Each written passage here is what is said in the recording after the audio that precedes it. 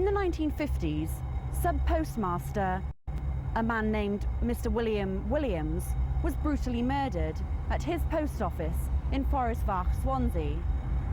A man named Vivian Frederick Teed, who had previously done some building work at the post office, had decided to rob it.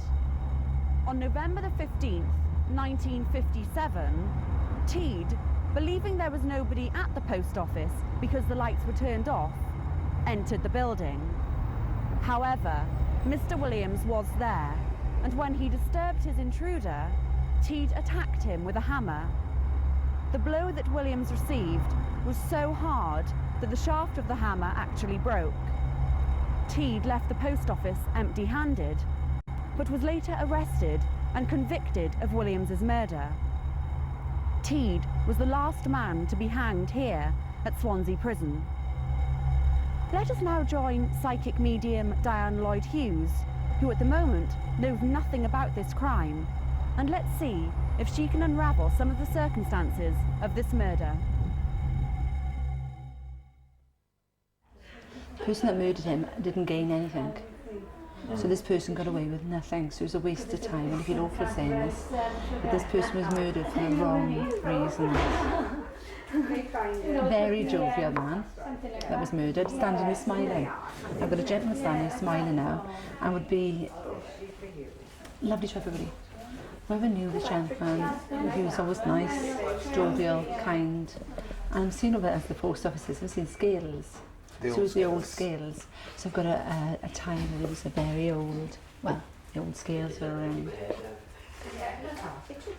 There was a dog around as well. All of a sudden I've just seen a dog walking through here. And the lady used to help out in here quite a lot. Whether she used to clean the floors, that sort of thing.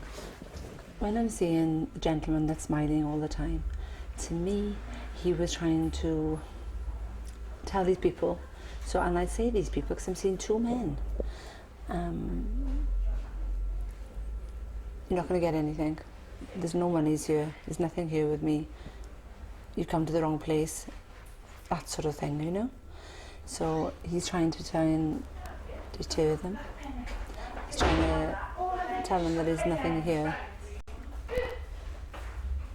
And I don't feel it was anything here anyway. So I do feel the gentleman was telling very much the truth. And I'm going back to the time where the old stone building was shown, the stones were shown. I could see the old stone building the way it was. But I do feel he was an upstairs as well. The gentleman I'm seeing is, again, is a jovial gentleman, and was a well-known man in the area. Was very well known, talking to people. He would address people properly. How are you today, madam? That sort of thing. He wants to take me to some sort of stairway.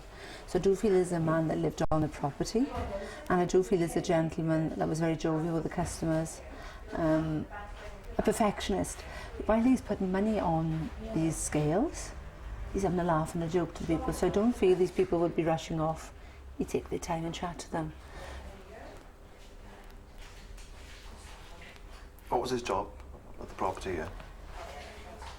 To me, he was a gentleman that worked in the post office. I'm going back to a time, again, I'm going back 1940s, in that time. A sort of gentleman said he's going to stay here forevermore and spend his days here. So I do feel he said he was willing to stay here forevermore. He didn't, to me, he didn't come here to do that job. So he ended up doing it anyway. So I think he had other plans rather than being the postmaster of the house. So the murderer and the person that was murdered, they both passed. On the actual day of the incident, are you picking up a time of day? And the gentleman that came in to murder him came on early in the day as well as later on in the day. To me, the gentleman I've got is somebody that would have had gyros as well, would have cashed gyros. So that his plans were is to rob the place. His plans, the gentleman that actually killed him was planning to rob the place, as far as I'm concerned. Take his money. Natural words I just heard. Take his loot, take his money. So, and there was no money here. He was murdered for the wrong reasons anyway. Okay? So you said the chap was on the premises. What have you been doing there? What I'm seeing is the gentleman was brushing up, and I'm seeing him on the premises with a brush. So he's brushing up mess. I'm also seeing him talking to a lady, whereas the gentleman that was murdered has also been talking to that lady.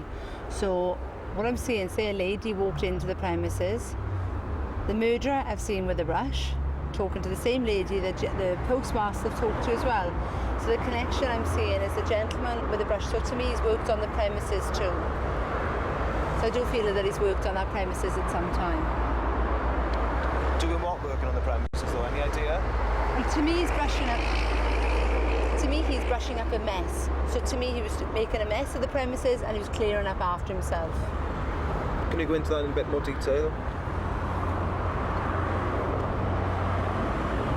The work that he was doing, he's saying it would have involved tools. So I'm seeing a lot of tools around the place. And I do feel a hammer I'm seeing was the object that killed the gentleman that worked in the post office. So I'm just seeing a blow to the head. I'd even go as far as saying it was the right side of the head. So it's around the right side of the head. I do feel it's around that side.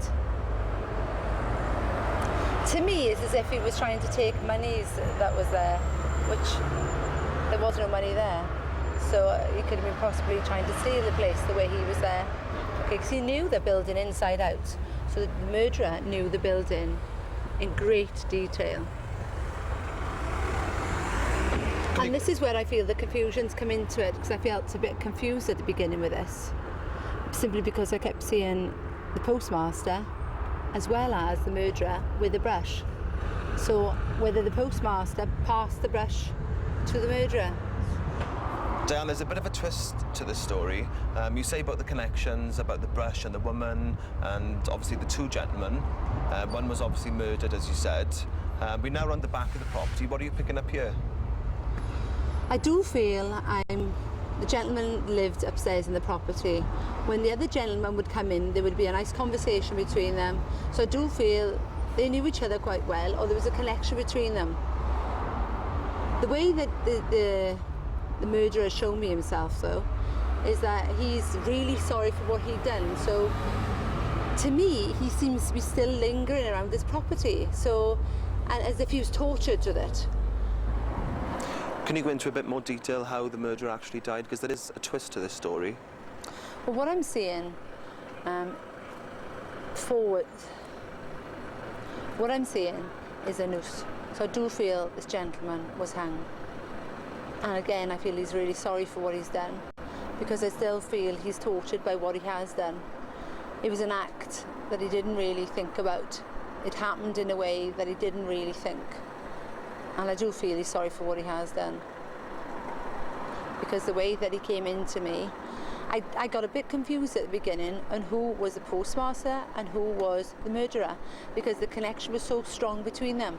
And the brush kept telling me that there was a strong connection, so it caused a lot of confusion for me with my imagination. So I really found it very difficult. But as soon as I asked him how he was murdered himself, or how he died, the murderer, he showed me the noose. So I do feel sorry for it. Well, you've given us all the answers anyway. Who murdered him, where the brush came into it, how the postmaster died, and how the murderer died. It's nice to know that they actually have connected then. Yeah. Brilliant. Diane's findings have been most enlightening. Join us next time for another psychic investigation.